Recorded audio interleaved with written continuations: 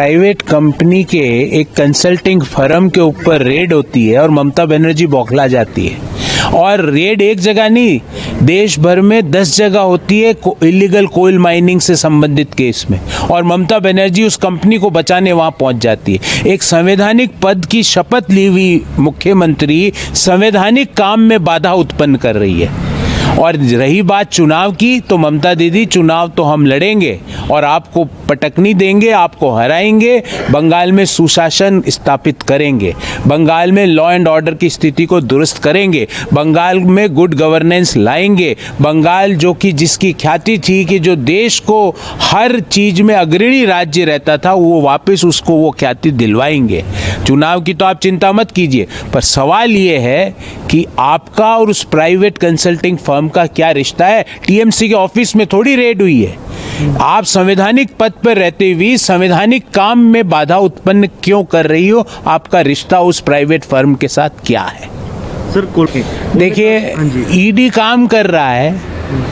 ED अपने संज्ञान के अनुसार, जानकारी के अनुसार काम कर रहा है, सारे लीगल कंप्लायंसेस के साथ काम कर रहा है। ममता बनर्जी उस काम में बाधा उत्पन्न करती है। प्राइवेट कंपनी के सामने उसको बचाने के लिए संवैधानिक पद पर बैठी हुई मुख्यमंत्री चले जाती है।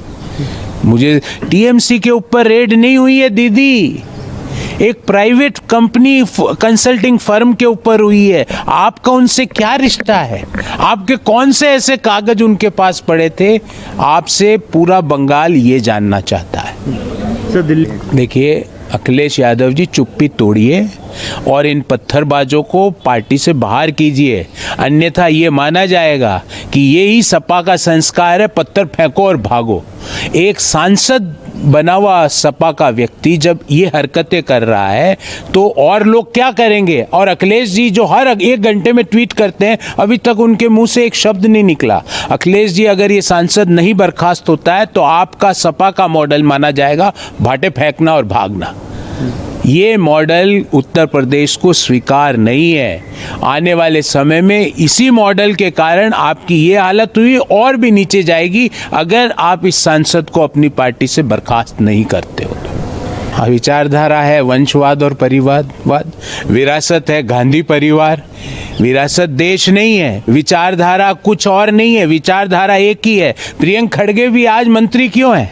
कोई विचारधारा के कारण है? नहीं, क्योंकि उनके पिताजी कांग्रेस के अध्यक्ष है। अन्यथा उनमें क्या काबिलियत है? उनका क्या कंट्रीब्यूशन है? उनका क्या विचार है? उनकी कोई विचारधारा नहीं। कांग्रेस की विचारधारा परिवारवाद और वंशवाद की राजनीति, उनका दृष्टिकोण भ्रष्टाचार को आगे बढ़ाना, और उनकी जो राजनीतिक विचारधारा है पॉलिटिक्स ऑफ अपीजमेंट, मतलब तुष्टिकरण की राजनीति को बढ़ाना, यही वो काम कर रहे हैं। और वंशवाद और परिवारवाद के कारण अपने पद पर पहुंचे आदमी विचारधारा की बात कर रहे हैं। कृपया करके खड़गे साहब, जूनियर खड़गे साहब, कृपया करके आप विचारधारा की बात ना करें, आपके मुंह से अच्छी नहीं लगती।